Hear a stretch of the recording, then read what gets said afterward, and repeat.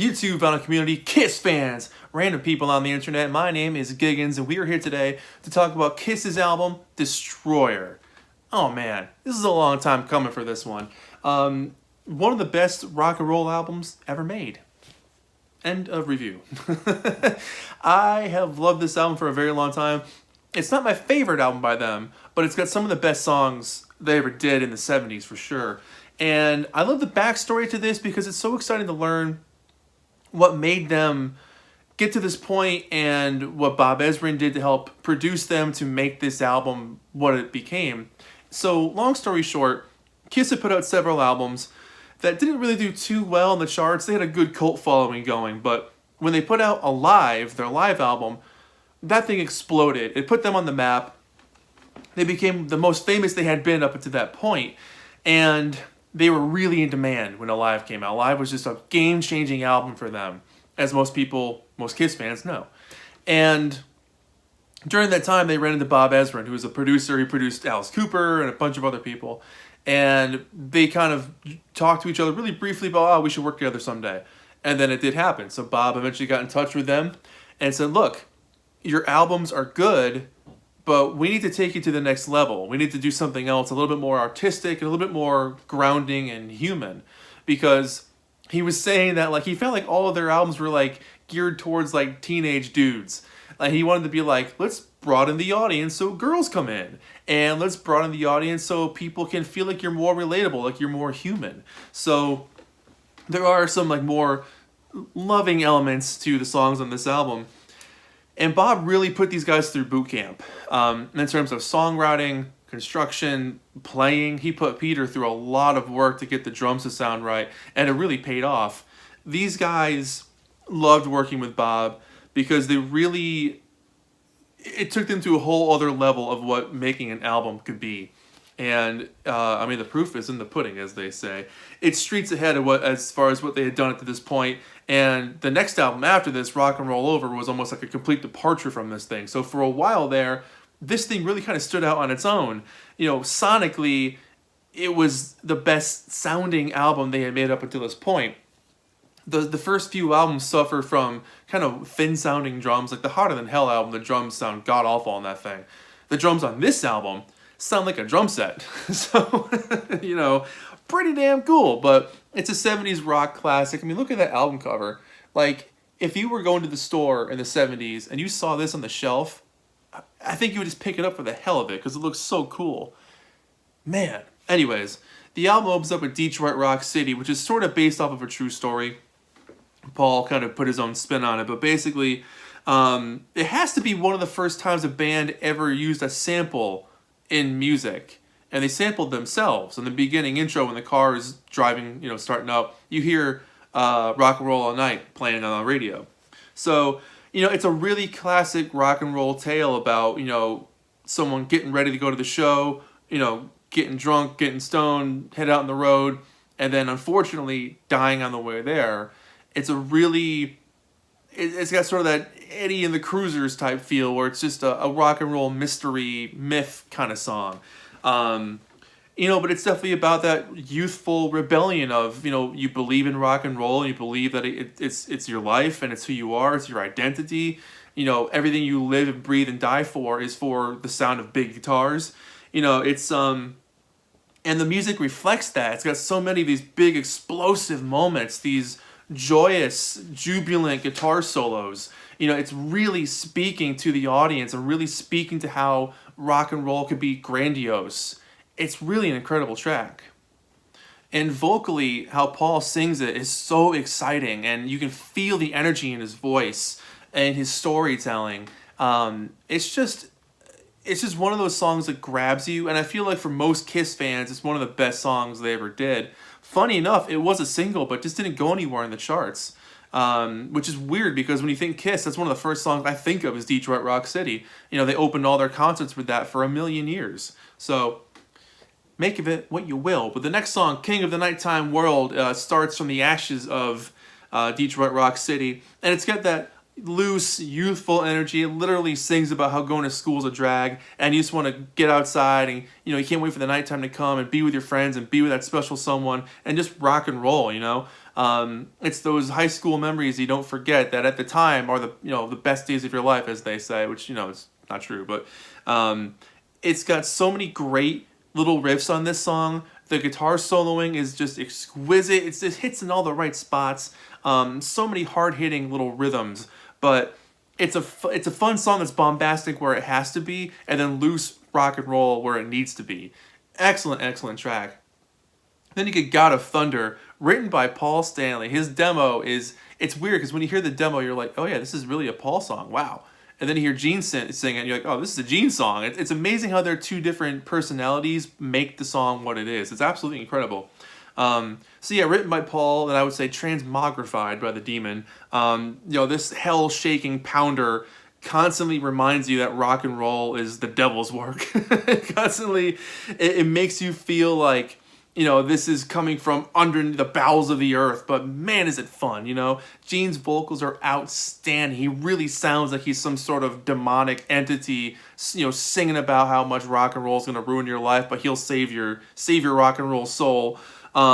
Peter's erratic drum fills in the middle bit are so good. What a nice touch of diversion to kind of break up the chunking rhythm, that really steady dun, dun, dun, dun, dun, dun. So when you have that bit of Peter going dun, dun, dun, dun, dun, dun, which is the technical term to explain how drums are sounding, that moment is excellent. It gives such a nice little touch of like, oh yeah, okay, cool, got it.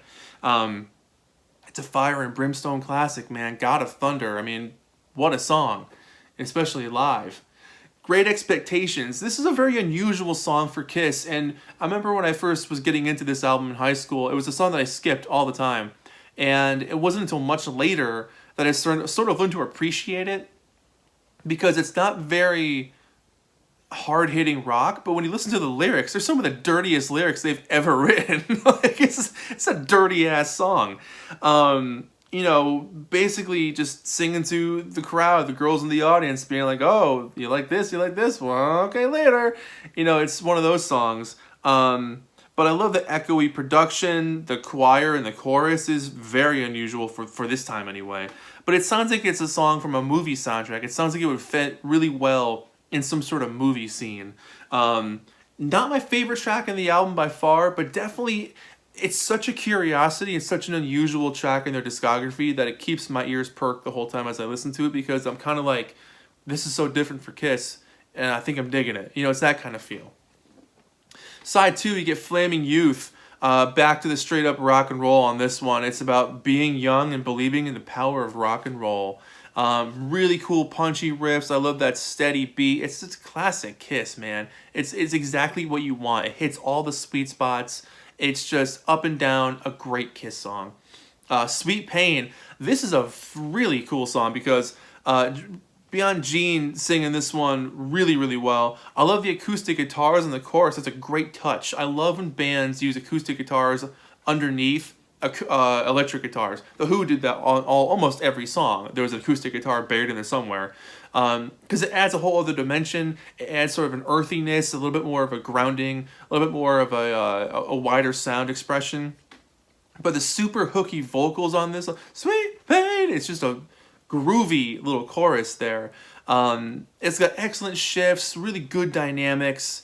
The background vocals really stand out. It's just another really unique song in their discography that just rocks the whole way through in a slightly different Kiss fashion. Up next, one of the biggest songs of their entire career, Shout It Out Loud, a party rock anthem to make sure that you're taking care of yourself and that you are continuing to rock and roll all night and party every day. I love the piano riff on the chorus. There's a couple of nice stories about how Gene and Paul and Bob were writing this around Bob's piano. I love the alternating vocals between Paul and Gene. I wish they did more of that throughout their career, because when they each take a turn and they sing together, those are some of the best songs. And I feel like they didn't really do much of that, especially in the 80s. It was mostly just Paul in the 80s, but they very rarely sung together. And when they did, it makes for such a better song, if you ask me. I don't know why, but that camaraderie, you feel that. You feel it in Rock and Roll All Night. Simple as that.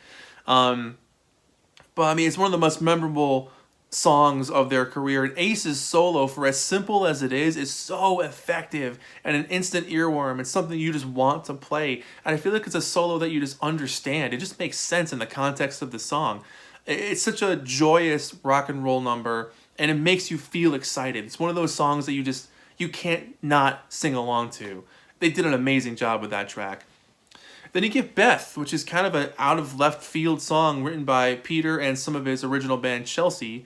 Fans must have been shocked when they heard a song like this on a Kiss album, but without it, who knows what would have happened to their career, because this was their highest charting single and broadened their appeal to a much more massive audience. So they gained a lot of new fans through Beth. But I mean, Peter's vocals really are awesome. You know, his voice is excellent on it, that sort of husky, brusque delivery that he's got, and the storytelling behind it, it works. You know, it's sweet, but it's not too sweet. It's a little syrupy, but not too much. So, I mean, it's a song that it captures your ear purely because you've got this tough guy rock and roll song, or rock and roll voice, on this really light, kind of fluffy song. And you sort of get this impression that like this tough rock and roll lifestyle does have a soft side once in a while. And I think that balance is exactly what Bob was looking for, to give these guys a bit more of a grounding, that they're a little bit more attainable than you think they are. This song took off on radio. You know, original pressings of the single for Detroit Rock City had that as the A-side and Beth as the B-side. And the DJs started playing Beth. People started calling in asking for Beth, and eventually got reissued with Beth as the A-side and Detroit Rock City as the B-side. So one of those classic rock and roll stories of how the fans make things what they are. Simple as that. The album ends with a classic track, Do You Love Me? The thunderous, steady drums, Paul's singing his ass off, asking this girl if she's there for more than his money and fame. The chorus, the way it lets the guitars ring out is so cool. The bridge has that dual guitar work. It's just magic against those church bells. They really struck gold with this track, and I love the piano touches at the end. It's a very fun and sort of heartwarming ending to this album as it fades out asking, Do You Love Me? It's a great closer. Again, one of those tracks that I feel like doesn't get as much attention or doesn't get as much recognition as it deserves, but it's a really sweet song that hits the right rock and roll moments, but again, makes them feel attainable, which is what Bob was going for with producing these guys. But anyways, yeah, this was their fourth album. It came out in March of 1976. It went to gold by April and platinum by November. It was their first album to go platinum, first solo studio album to go platinum. Hit number 11 on the Billboard 200s. The singles were Shout It Out Loud, God of Thunder, Flaming Youth, Detroit Rock City, and Beth. Shout It Out Loud went to number 1 in Canada. That's pretty cool. Only 31 in America, which is kind of strange. Flaming Youth was a single, which just blows my mind. Number 74 for that one. It was also their first picture sleeve, fun fact. And let me show you the back cover here. This is a very well-loved copy of this album. I've got a better one, but I like the well-worn copies. I mean, it's taped up everywhere. And here you go. The old Casablanca label.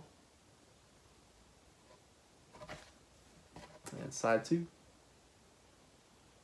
So that's it. Kiss Destroyer, a really great 70s rock classic that if you're new to rock and roll, if you're watching this and you're just discovering 70s rock, check this one out. It's gonna blow your mind. You're gonna feel the excitement, and you're gonna feel the energy of what it was like when rock and roll was young and when it was still an act of rebellion. I don't feel like it's that way so much anymore. I feel like a lot of rock and roll has become a cliche of itself. Really turned the joke on itself. But there are bands that do stick true to the tradition of rock and roll. But it's harder to find those bands. They do exist. But they are harder to find. This album sort of encapsulates being young, having that youthful spirit, wanting to go out at night, wanting to be with your friends, wanting to rock and roll all night and party every day. I mean, this album really has that flavor to it. So, for me, easily an 8 or 9 out of 10. It's a classic Kiss album and a classic rock and roll album. If you're just a fan of rock music and you want to hear something different you've never heard before, check out Destroyer. Again, not my favorite album by them, but one of my favorites.